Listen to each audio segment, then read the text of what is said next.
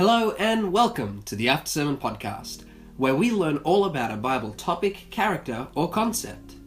And today we're learning about the case of Cain and Abel as we study the sermon, Prophetic Blood, Divine Love. But if a wicked man turns from all his sins which he has committed, keeps all my statutes, and does what is lawful and right, he shall surely live, he shall not die. And so God is running after us in justice to motivate us to run towards his Son, towards the city of refuge, to be spared from judgment. For by grace you have been saved through faith, and that not of yourselves, it is the gift of God, not of works, lest anyone should boast. Hi, my name is Christopher, and ladies and gentlemen, you are in for a treat, because today we have with us in our very fine studio, Mr. Michael Godfrey. Hey guys. Now, we have taken a little bit of a hiatus. That is what exam time will do to you. But we are glad to be back. Admittedly, it took, like 2 tries to get that intro right before? Yeah. We're being very self-aware at the moment. This is what happens when you need to get back up on the bike. You know, you might have a spill or two, but you get there. So bear with us as we begin that learning curve of episode 1 all over again. Technical difficulties. Nah, it'll be good. We have in store for us, I think, a really interesting topic, and I'm really keen to be able to go deeper into this already really profound subject that we have today. Agreed. So, let's get into our recap. But just before we do, if you haven't watched the sermon, Prophetic Blood, Divine Love, go to the link below and come back here later because this podcast is full of spoilers. With that out of the way, let's go into the recap.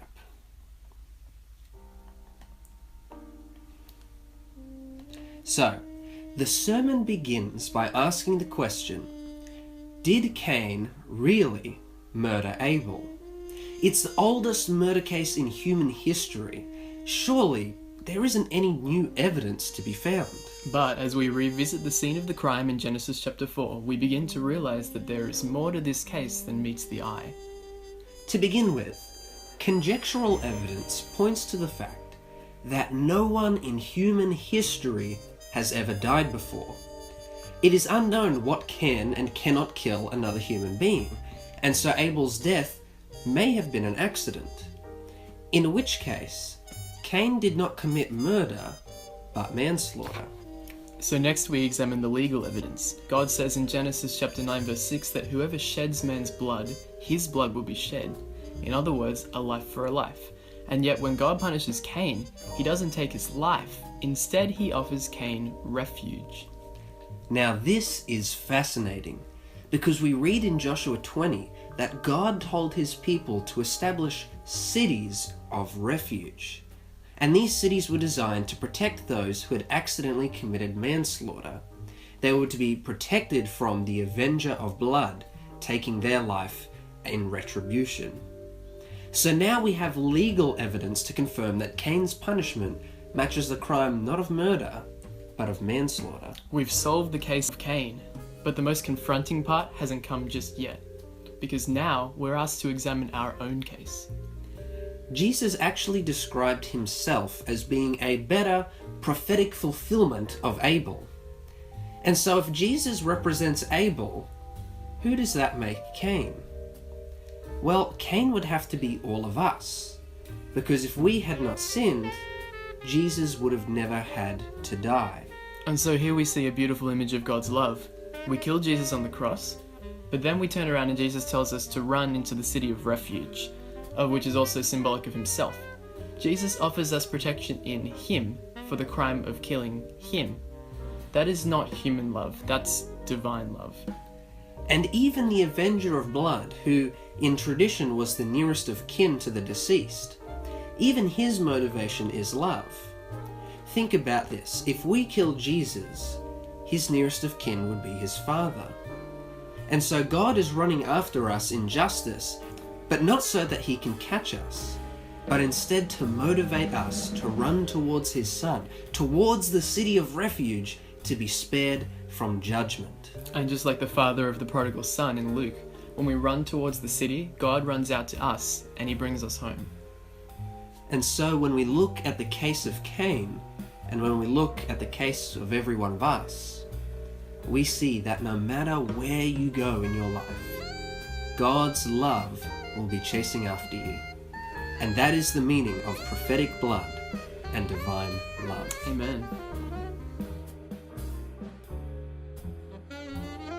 All right, so let's get into our personal takeaways. Michael, what did you think of this sermon? What did you get out of it? I got plenty out of this sermon. It was a really unique topic. It's something that I haven't heard before. Obviously, pastors touch on that, the similar topic, the topic of God's love, God's divine love that isn't like a human love, but this way you just put it in such a unique way that it was extremely powerful. You've got this picture of God as the one that's obviously chasing you towards the city, because we're the ones that killed Jesus in a similar way to Cain killing Abel. Not in a sense of murder, but in a sense of manslaughter. You know, the things that we've done, the sins that we've committed, we deserve to die, and we've in a sense killed Jesus because he's taken our punishment. We deserve the judgment. God's pushing us towards the city, but then Jesus is also running towards us and pulling us in towards the city of refuge. He's made a way out for us. He's offered us refuge. It's such a profound idea, and I think that the way that it was all structured, Chris put it really, really well. He just made it really clear and easy to understand. It was just step 1, step 2, step 3. And even the argument with Cain, we have plenty of evidence in the Bible to support that. It wasn't just Chris saying, this is my idea, and it's a pretty cool idea. He was like, I've looked at the Bible, and I've looked at supported readings, and this is what I think this is saying, and definitely then to be able to apply that to our lives, not only just as a story, but as something that we can take away from it. That was really powerful. So yeah, really good. No, I'm really glad you got something out of it. It's always a blessing to hear that somebody got something out of your little small message. But I think for me the big personal takeaway is just that if you've seen the sermon, and I encourage you again, even if you don't want to listen to it in its entirety, we just gave the recap, but I strongly encourage, maybe in the last 5 minutes or so, there's this final slide that I showed, and it basically is basically visually demonstrating this idea of God's love being around you no matter where you go in life. And that to me is the most profound part of it all. Just that image of God running after you on either side. So you have God running after you on either side, and you have Jesus on either side of God at the cross, and then also as your city of refuge, and then even the Holy Spirit is the one who convicts you that you need to go to the city of refuge. God is that kind of motivation, right? Running behind you, but it's really the Holy Spirit that convicts us that we are in the wrong. So you see this whole image of every person in the Godhead coming together and basically doing everything possible in order to get us into that city of refuge. And again, you just can't really express that love. Like, as much as you can talk about it, you really can't express it, because it's beyond our human understanding. It really is divine love at its purest form. So that to me really gets me, and just seeing that image of God and Jesus being everywhere, no matter where you turn. Yeah, you can't escape it. You can't get away from it. God's literally doing everything he can. Exactly. And so, to me, it kind of almost says, like, how foolish are we when we reject that? Yeah. God's like, I'm everywhere. I want you so bad to get into that city, and so it's so foolish of us to just stand and stop walking, and let the judgment come. As we'll see, we'll go a bit more into this idea of God and the Avenger of Blood. But God doesn't want it. God does not want for us, for him to catch up to us.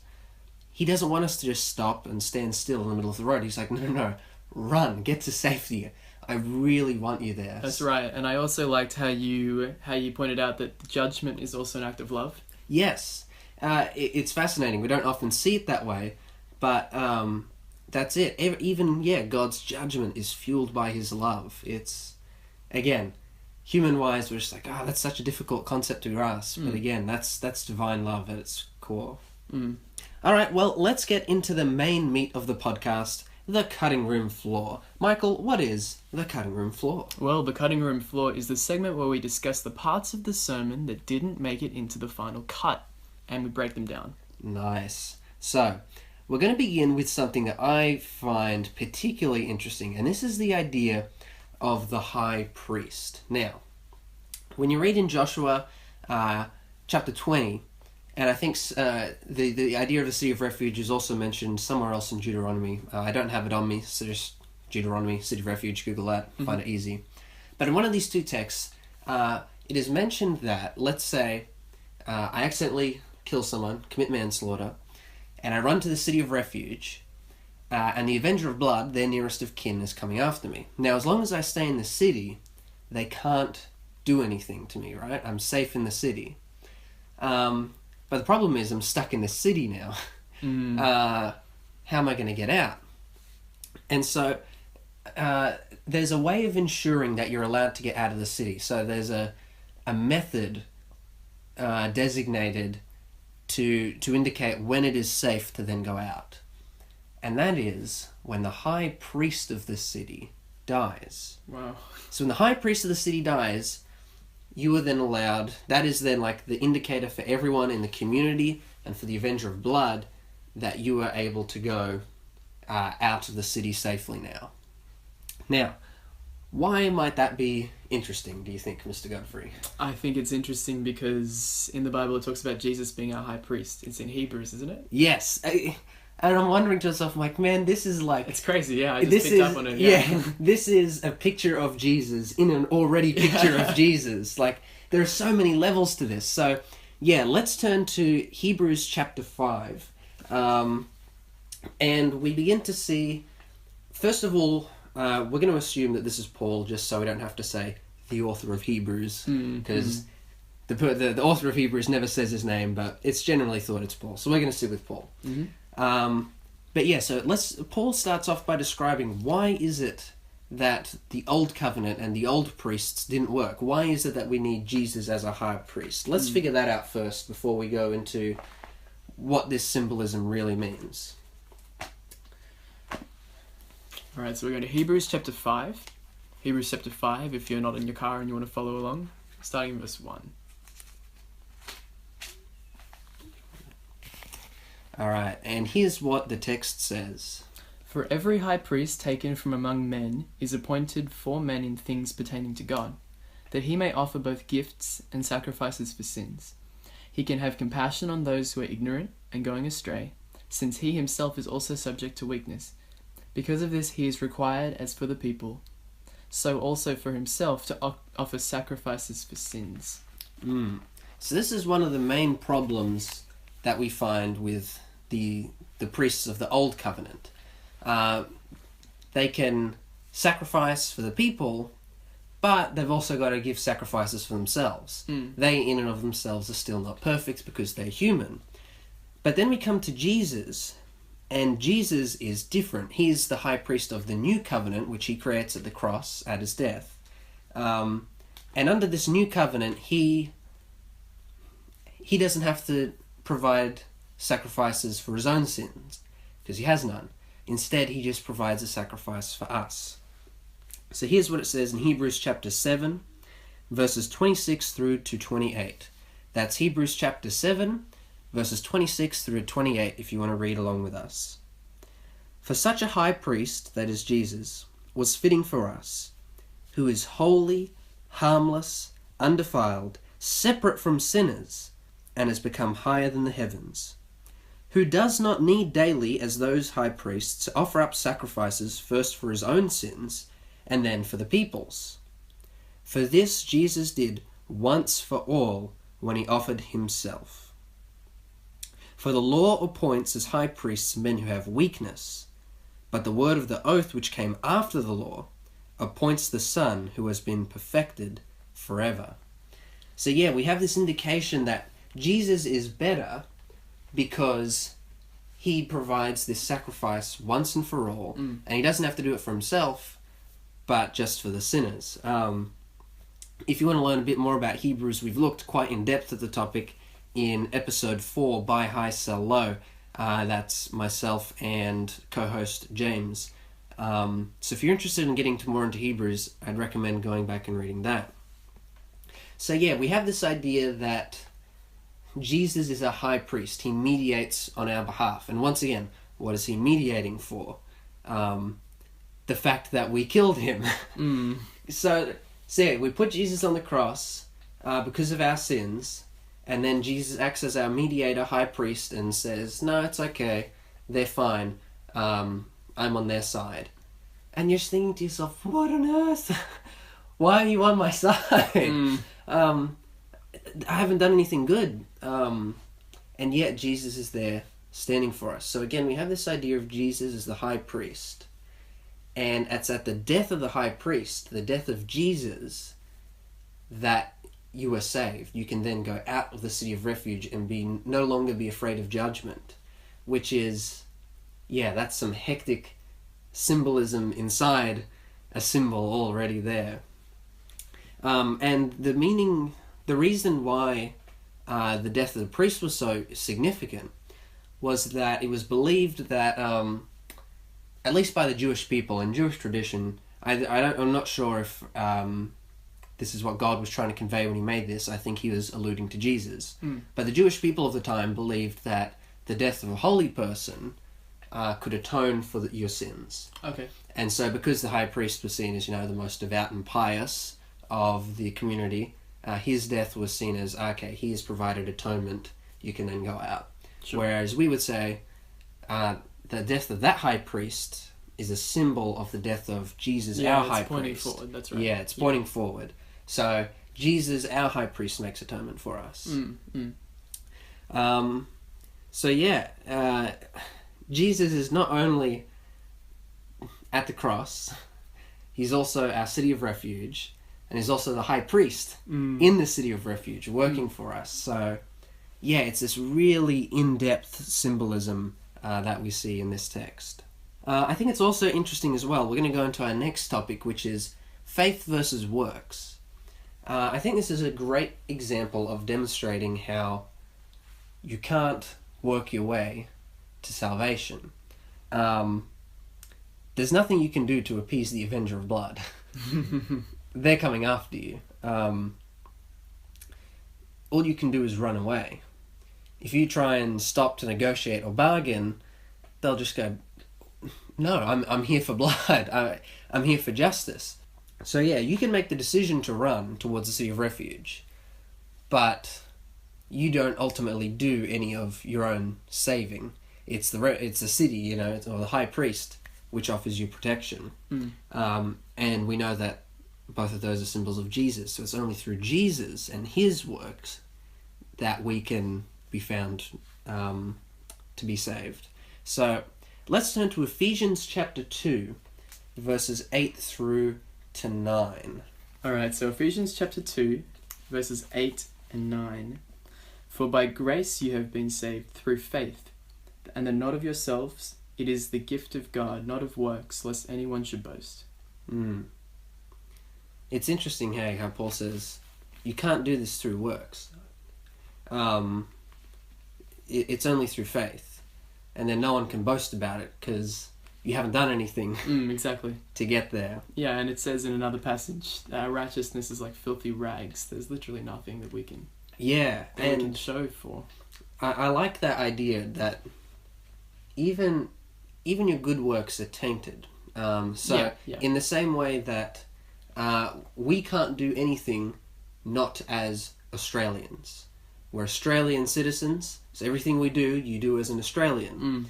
In the same way, you're a citizen to the kingdom of sin. We're all born in the kingdom of sin. So everything you do as a sinner. Even like your good works are tainted by that bad citizenship of being in sin.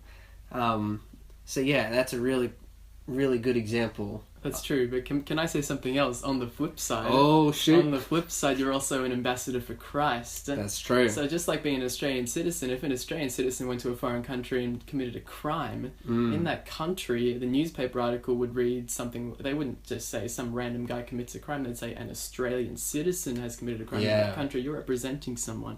Yeah. So what we're saying here is that it's not that good works aren't important, it's that they can't save you. Yes. It's an important distinction. Exactly. So actually, let's go straight into our next passage, Romans 2, 17 through 24. That fits perfectly into this idea that we're talking about.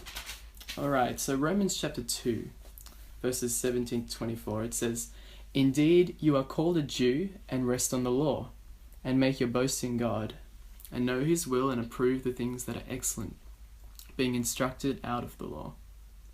And are confident that you yourself are a guide to the blind, a light to those who are in darkness, an instructor of the foolish, a teacher of babes, having the form of knowledge and truth in the law.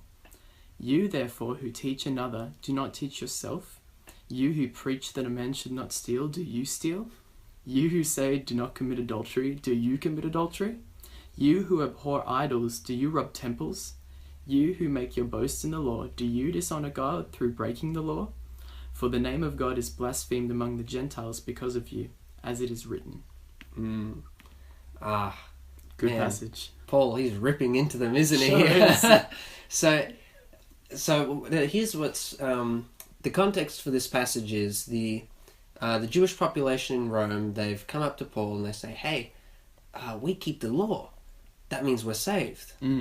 And Paul says, "Okay, well, you have got the law. Statement 1 is true." He goes, "Statement 3, if you keep the law, you can be saved." He goes, "We'll come to that. Let's do statement 2. We keep the law."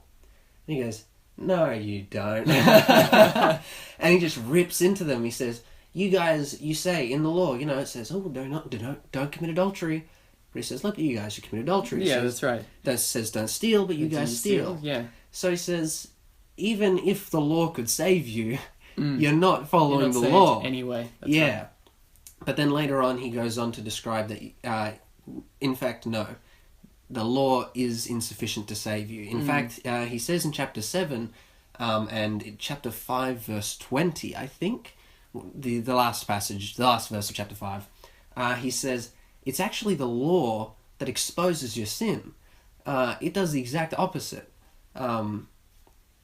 If there were no law, there would be no way for you to sin, because there'd be nothing for you to break. But as soon as you break God's law, you commit a sin. And so, yeah, while the Jewish people were trying to say, oh, look, we keep the law and that's what's going to save us, Paul says, no. The law is actually what condemns you because you're found guilty for breaking it. And even if you were to keep the law, as you said before, Michael, all of your good works are like filthy rags. Right. It's only through the faith in Jesus Christ that you can become an ambassador for him, get out of that kingdom of sin, and then have God look at you as though you were perfect while still being sinful. And let's just have a look at, still in the book of Romans, chapter 3, verses 21 through to 28. This is a great summary of what Paul is referring to as far as faith goes and the importance of having faith in Jesus. "But now the righteousness of God, apart from the law, is revealed, being witnessed by the law and the prophets, even the righteousness of God through faith in Jesus Christ to all and on all who believe. For there is no difference. All have sinned and fall short of the glory of God, being justified freely by his grace through the redemption that is in Christ Jesus, whom God set forth as a propitiation by his blood through faith to demonstrate his righteousness. Because in his patience God has looked over the sins that were previously committed, to demonstrate at the present time his righteousness, that he might be just and the justifier of the one who has faith in Jesus. Where is boasting then? It doesn't matter. By what law or of what works? No, but by the law of faith. Therefore we conclude that a man is justified by faith apart from the deeds of the law." There's a lot to unpack in that passage. It sure is. But he starts off with the premise that all have sinned and fall short of the glory of God, but that God offers up his Son for us. And he says, in doing so, he looks over the sins which were previously committed. And as a result of that, where is boasting? Doesn't matter. There is none. You can't. You can't. There is no boasting because, again, it's not your works. It is the works of Jesus. And then the last big topic I wanted to look at is this idea that you can choose to leave the city. This is interesting. You may have heard the idea of once saved, always saved. Our Calvinist brothers and sisters would ascribe to this, and they have a bit of an acronym. Mr. Godfrey, I'm going to put you in the hot seat. Oh, no. I don't know the acronym. I haven't got it written down in the notes, so you can't cheat. Do you know any of the letters in the acronym? Tulip? Yes, in the acronym TULIP. Tulip. Or how about, you can feel free to make up your own acronym if you want to. My own acronym. Let's try and figure out TULIP. TULIP, once saved, always saved. Yeah, that's the sentiment behind it. Alright. T stands for trust. Okay, trust. No, wait. Unless... Trust unless... Life is pointless. All right, there we go. Let's make up our own acronym. So I apologize, John Calvin, that your acronym got butchered that bad. TULIP has now been turned into, what was it again? To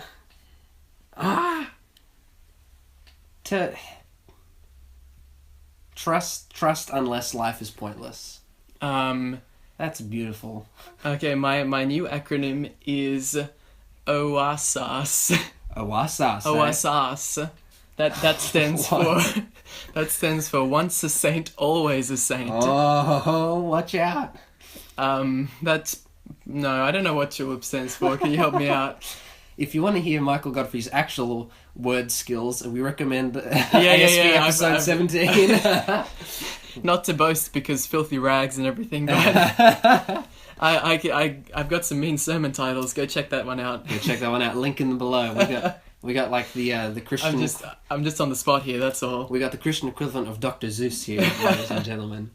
But yeah, so TULIP. Here we go. This is going to test my memory because, man, I really should have put it in the notes. Okay, here we go. So T stands for total depravity. Okay. And that is the idea that humans are so corrupt that we don't even seek God. Oh, right. U stands for unconditional election, which is that God chooses certain people to be saved and others to not be saved. L stands for limited atonement. This indicates that Jesus' death on the cross, his prophetic blood, was only atoning for the sins of some people, not everyone. And those would be the people who he has chosen, that we've talked about in U. I stands for irresistible grace, and that is the idea that no matter where you run, God's grace will come after you and because you're snatch elected. you up. Yes, you've been chosen, so God will catch you. And then P stands for perseverance of the saints, which is once God has you in that grace. I thought it was perseverance. Yeah, That one. there you are. Once saved, always saved. Right. Now, how does that fit into this city of refuge idea?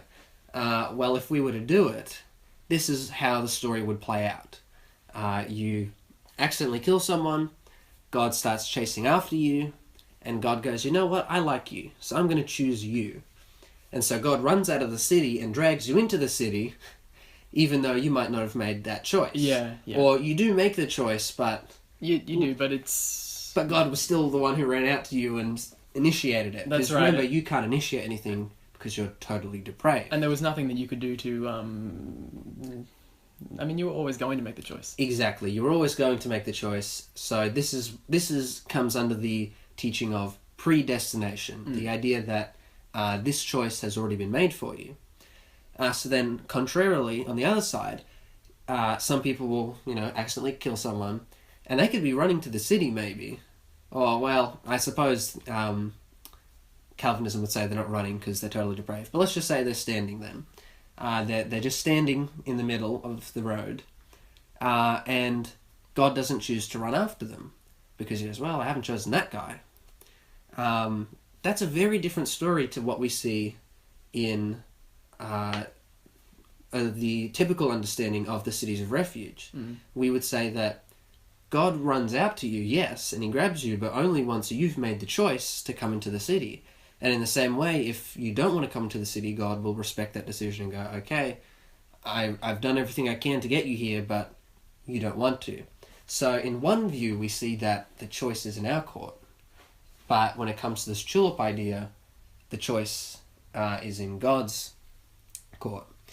But yeah, it doesn't quite match the description of the city of refuge. The tulip idea really doesn't fit into the city of refuge, because again, you can choose to leave the city of refuge. So that indicates that you're not always saved, doesn't it? Yes. Yeah. You can go into safety. Yeah. In this analogy, you can go into the city, but then come out. And we're told that once you go out of the city, the Avenger of Blood can come and get you again. Judgment can come over you. So this analogy literally goes against the very foundations of the tulip acronym, because it suggests that you can go out of the city and you can face judgment. So you're not once saved, always saved. You have to stay in the city and stick with the choice that you've made to follow Jesus. To illustrate this, let's go to Ezekiel chapter 18. This is actually one of my favorite passages. There is so much in this small little passage. The context is God is speaking about holding accountable the sons for the sins of their father. So we're going to read from Ezekiel 18, verses 21 through to 24. All right. It says, But if a wicked man turns from all his sins which he has committed, keeps all my statutes, and does what is lawful and right, he shall surely live, he shall not die. None of the transgressions which he has committed shall be remembered against him. Because of the righteousness which he has done, he shall live. Do I have any pleasure at all that the wicked should die, says the Lord, and not that he should turn from his ways and live? But when a righteous man turns away from his righteousness and commits iniquity, and does according to all the abominations that the wicked man does, shall he live? All the righteousness which he has done shall not be remembered, because of the unfaithfulness of which he is guilty, and the sin which he has committed. Because of them he shall die. So we're given these two different stories. He says, okay, let's say a wicked person decides to follow me, decides to go into the city. He goes, they'll be saved, they'll be fine. Then he says, okay, what if a good person, who we're assuming is already in the city, let's say a good person decides to leave and do wicked. He says, well, okay, suddenly I'm going to have to forget all the good that they did. Yeah, it says because of the wicked things, he shall die. Exactly. So the implication is you can go out of the city. It's your choice. It's your choice. And the result of making that choice is the Avenger of Blood comes and God's righteous judgment is upon you. And I love the fact that Jesus, like, in the middle of that, he just goes, do I get any pleasure from the death of the wicked? He goes, no, I want you to turn and live.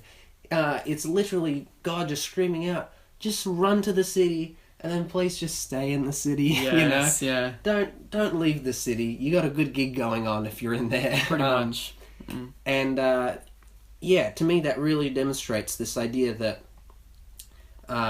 once saved, always saved doesn't work. Now, the idea of once saved, always saved sounds really nice, right? Because it's like, oh, well, I'm guaranteed to always be saved. It's like insurance. It's like insurance. But again, the problem is that in order to get there, you have to recognize that you never made the choice to be saved. In a way, yeah. Whereas here, as we read in Ezekiel and see in the city of refuge, God says, the choice is yours. Please stay in the city. That's right. And I think it's pretty easy to determine whether we're still in the city or not, you know? Because if you're following God and you're living to serve Him, I'd say it's a pretty good indication that you are in the city, you're safe. And let's just read verse 32 again. It's pretty similar. Verse 32 of the same chapter. Yes. It says, "For," this is God speaking, "For I have no pleasure in the death of the one who dies, says the Lord God. Therefore turn and live." Yeah. So, kind of reiterating what he said before in that other verse. I just love that. God just calling out, oh, guys, can you just turn and live, please? Yeah. Which again is this, you see this overwhelming love that God has for his people. That no matter where we go, God is just calling out to us, turn around, live, run towards the city of refuge.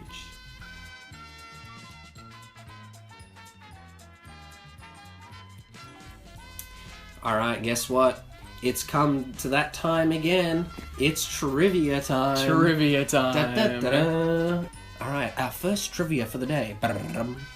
Did you know that it is suggested that 2 Kings verses 13 to 35 are examples of people trying to use cities of refuge? Chapters 13 to 35. Oh, Okay, sorry. it's 1 Kings chapter 2 Right. verses 13 through to 35. Got it. Okay. So here what you see, Solomon's just become king, and his brother Adonijah and Joab, who tried to make a revolt, they both go to like altars or sanctuaries, and they say, please don't kill me, if I'm here you can't kill me. And although these aren't cities of refuge, it kind of plays into that idea we talked about before, that okay, you have a holy priest, and he's pious. You can't kill someone, when they're pious. And so people would often go to altars or sanctuaries or religious places because it was like, you don't really want to kill people that makes near sense. holy Yeah. places. Yeah. So they were kind of seen as places of refuge in and of themselves. In fact, when you read in the Talmud and some other rabbinical sources, God prescribes for there to be 6 cities of refuge, but eventually the Jewish people began to just use every Levitical city, or wherever there were priests, they would be considered as a city of refuge. But the trick was that if you weren't one of the original 6, you could actually deny someone if you wanted to. Oh, okay. Yeah, so you weren't obligated. So people could run up to you and say, hey, I want refuge. You got a priest in here, right? And they could say, yes, we do. However, We don't like you. yeah, we don't want you. Try the next city. But if you were one of the original 6, you were obligated to take people in. Right, okay. Now, Michael, we should ask this question. Alright. Where did Cain's wife come from? I got your plug at the beginning, the beginning, the video. You just yeah. said something very, very simple that said something like, it went something like, Cain's wife, don't know where she came from. Yeah. I'm glad someone picked up on that. Yeah, what was the line? Yeah. She said something or other. I was more interested in where she come from. That's the one. That's the one. That's my sick writing skills on display right there. So yes, Michael, where did Cain's wife come from? The only people around are Adam, Eve, Abel, he's just dead, and Cain. So how is it he gets a wife? Well, that's a very good question. Do we really believe that there were only 4 people living on Earth? Well, that's what we appear to think, at least. Because, I mean, if there were only 4 people living on Earth, and then Cain has just slaughtered his brother, and then Cain says something along the lines of, the next of kin, they're going to come after me, they're going to come and kill me. That's why God's offering him refuge. Where did they come from? Who are they? What next of kin? Aren't there only 3 people left on the earth now? What do we... Well, counterpoint. Ooh. Okay. The next of kin could also refer to Adam. Okay, sure. Because, just because, like, if you continue the analogy of the Father coming after you, it makes sense, we killed Jesus, his Father comes after us. So they're not like... I shouldn't say next of kin. It's the closest of kin. Closest of kin. Yeah. Okay, sure. But even still, you make a good point. Even if there weren't other people immediately there, Cain is obviously assuming that his parents are going to have more children. That's right. And they'll come after him. So that ties into what you were saying. And we're told about another son that Adam and Eve have called Seth. But doesn't the Bible also mention other brothers and sisters that Cain has? Yes. So we're given like a whole genealogy in chapter 5. Yes, chapter 5 of Genesis. And we're told that, Adam and Eve have heaps more kids after Seth. So they take a little time off before having Seth, probably just to grieve. And then, they have a whole lot of other kids. Now, if we're thinking about it logically, when you get to the time of Noah, it says the world's completely populated. That's not... it's even populated way before then, and there's not that many generations in between them. You'd have to kind of think that there were a lot of people. A lot of... The couples were having a lot of kids. But who did Cain marry? And who did the other kids marry if they were all brothers and sisters? Well, we have to assume that they married each other. Yep, that's it. Sucks to be them, but Yeah. someone had to be the first generation. That's right. And we look at it and we think, well, that's incest. But I mean, today it would be completely wrong. I mean, there are a lot of problems with it today. And even in the time of Noah, there were a lot of problems with it. But straight after the fall, when you've got Adam and Eve, and then you've just got their children, they were nearly perfect.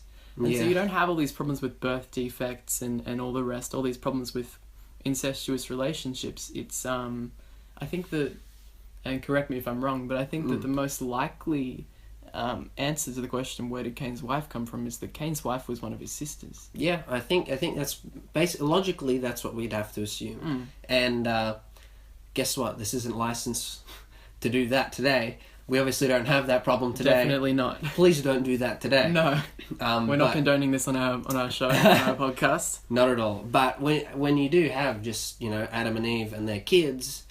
you don't really have much choice, do you? The only solution that you have right there is to do that. And so, in a very, very, very unique circumstance, it was permissible just to get the human population up and running. So, yeah, Cain's wife was probably just... one of his sisters. Yeah. I always find it weird though, like, not that part so much, but the fact that one of these sisters went out to go and find Cain. Because he went off and he established his own little area, and... That is interesting. Why would you go... Oh, man, this would have been a great point of evidence in my sermon. I'm going to use this for next time. If Adam and Eve had just straight up told their kids, one of your brothers murdered their younger brother. Yeah. Who in their right mind is going to go, oh, I'm going to go and marry Cain, Marry the the murderer. But if they told him, this is a tragic accident that happened in our family, Yeah. that Cain accidentally killed Abel, then you feel a bit more sympathetic towards him. Yeah. And maybe one of those sisters just thought, try and reconcile this relationship, or whatever, they just heard this story. Cain would almost be like this legend, told to their kids, because it's implied that they never really saw each other again afterwards. So, to me, that actually makes more sense. I think so. Yeah. Yeah, not that Adam and Eve told their kids Cain the murderer, but here's a tragic story, and then one of those people just went, you know what, I'm going to go find out. I'm going to find this person and see how they're doing, Give them a hug. They probably need a hug after all these years of loneliness. Yeah, and no fertile soil. Yeah. It would have been tough. It would have been really tough. So, yeah, that is your trivia for this podcast. Just one more question. Oh, go for it. To what extent do you think God looked after Cain? If Cain couldn't get anything to grow in the ground, how would he have food out there by himself? Yeah, I'd say perhaps he had to, do some hunting maybe. Sure. Get some animals and stuff like that. Yeah. And I think God, because at that point, apart from animals, the only thing that they really have to eat, are crops and stuff. That's right. So perhaps, because it almost seems like Cain had almost like a spiritual gift or something, who knows? It seems like that, yeah. Because we're told he was really good at what he did. So, maybe God just gave him the bare necessities. So as opposed to like these huge overflows of crops and all these things, God's like, you know what?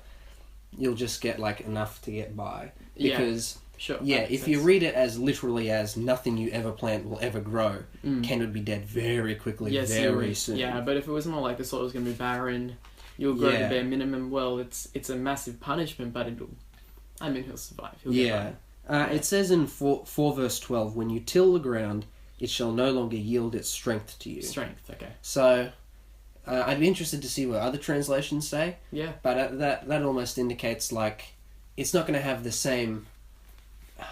What's the word? It's not going to bear as much as it used to when you used to garden. It's not going to give it strength. It's going to give its bare necessity to keep you going. So That's right. And I think that would make sense as well because God promises to protect him. So obviously God is thinking in a long-term perspective. He's assuming that Cain is going to live for a long time after this. So the implication would be that, Cain has to provide himself food during that time. So I don't think, every time he put a seed in the ground, it just died on the spot. I think God would have helped provide, the bare essentials that he needed to get through. Actually, you know what? That would have helped when he had a wife, because then he can just go, That's hey, true. Hey, Cain's wife, can you please plant the crops? They'll yield fine for you, just not for me. You're not cursed. You're not cursed. It's just me, all right? Right. And Cain's wife's like, I don't really want him, but he goes, hey, just think about this. No one can kill us because I got God protecting me. It's just like, so we'll do a little trade-off. You get like insurance, life insurance. I get food. Yeah, exactly. So you plant the seed because I can't do it. Not bad. Yeah. And while we're on the topic of Cain, do you think personally, as an opinion, do you think Cain will be saved? Or do you think we can even know that? Well, I think I don't think we can know with certainty. That's one of those things where it's not really for us to kind of make decisions on. But just like to speculate as to whether Cain would or would not be. I'd say maybe. Because if we remember the analogy, the city of refuge is Jesus. That's right. So the implication there is that Jesus looked over the sins of Cain. And again, we always think that Cain's a really, really bad guy. Yeah. But he gets a bad rap because we only get one story of one thing in his life, and it just happens to be the worst thing he does. And unfortunately, the other thing is that the sons of Cain, they get increasingly more wicked. Yes. That would be my only kind of... Yeah. You're not sure which direction he went. Exactly. I'm not sure where he ended up going in his life. So at this point, he was in the city.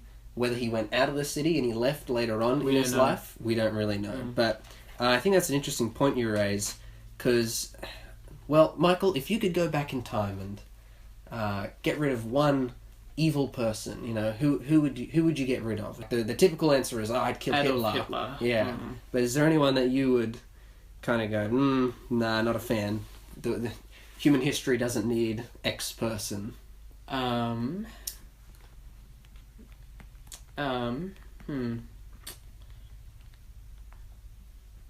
Maybe the person that invented the atomic bomb. You could argue that one. Ooh, interesting. Although the issue with that is then someone else would have created it. So Yeah. Well, that's still an interesting one though, because they have done quite the devastating, considering we've only dropped 2 or 3 in human history. Yeah. This is my answer whenever I get asked that question. Go ahead. It's in chapter 4, verse 19. And it's one of Cain's sons. Sure. And his name is Lamech. And it says... But not the Lamech on the other side. Noah's father. No, not that Lamech. Okay. It says, Then Lamech took for himself 2 wives. The name of one was Ada, and the name of the second was Zillah. And then in verse 23, he does a bit of a boast. He goes, Then Lamech said to his wives, Ada and Zillah, hear my voice. Wives of Lamech, listen to my speech. For I have killed a man for wounding me, even a young man for hurting me. If Cain shall be avenged 7-fold, then Lamech 77-fold. Ooh, okay. And my biggest problem with this guy is, he is the first person in human history to have 2 wives. Yep. He's the first person to start treating women like property. Yep. And that just stuffs over humans for basically the rest of our history. Sure, okay. Interesting point. It sets us up for so much failure. Yeah. And we don't get out of this idea of treating women like property for ages. And you could even argue from there, we began to have this idea in our head, well, maybe not all humans are of equal value. That's right. You could argue that. Yeah. So it starts off with, maybe, I can treat women as property and can have more than one of them. And then maybe that could, obviously lead to racism and things like that. Well, if, they have different pigment, maybe that makes them lesser. And all these things begin to come out of this one little bad idea that Lamech has, that not all humans are equal, and that he can treat others below him and beneath him. And obviously he didn't realize the profound impact he was going to have, but it's taken us thousands of years to get out of that bad mindset of not treating people like people. It's honestly shocking how inhumanely humans have treated each other throughout our history, and just having to figure out treat people like people. Yeah, I know. It's a bit crazy. So, look, in my opinion, Lamech is responsible for half of the problems that we've had. Yeah. So Interesting. yeah, it comes back to what you were saying. At the end of his life, how well did he raise his kids? Because I think that's one of his grandkids, or maybe his great-grandchild. That's right. So you'd have to argue maybe not particularly well, maybe just as well as Eli. Yeah, and again, like Eli, he seemed to be a fair enough guy. He goofed, I'd say he's probably, he's probably good, but yeah, I don't think we can know, but it'll be fun to find out. I reckon it'll be fun to find out.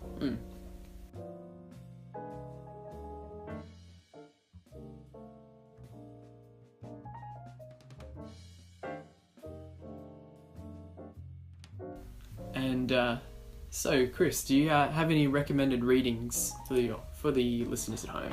Yes, so I recommend this sermon by Ivor Myers. It's called The Avenger of Blood.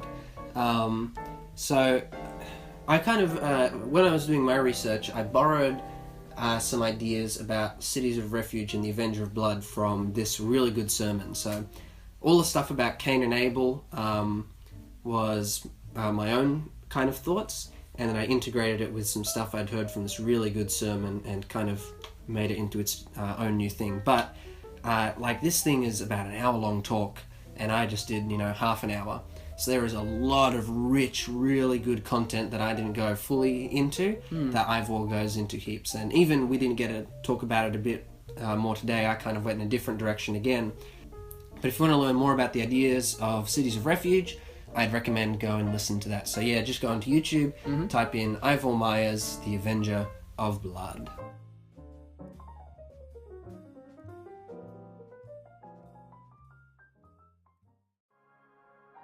Alright, well, Mr. Godfrey, where can these people find you? Well, as always, you can find me on YouTube. Michael Godfrey is the name, and the link will be either in the description to this video, or it'll just be linked to the ASP. So you can find me that way. And Chris, what about you? Where can we find you? You can find me every fortnight on the After 7 podcast, but you can also find me on my YouTube channel, Christopher Peterson, that's spelled with an S-E-N. Thank you so much for joining us on the After 7 podcast. Remember that we are on iTunes and SoundCloud and YouTube and Podbean and basically anywhere where you get your podcasts. Make sure to follow us on our Facebook page. That way you get notified as to what sermon we'll be talking about next, and you'll have a whole week to listen to it before the after sermon. Once again, thank you so much for supporting us and for listening in with us. That concludes today's podcast, and we hope that you've been blessed as we've discussed Prophetic Blood, Divine Love. Make sure to come back in a fortnight for another episode. A fortnight. And with that said, have a good one and Good night.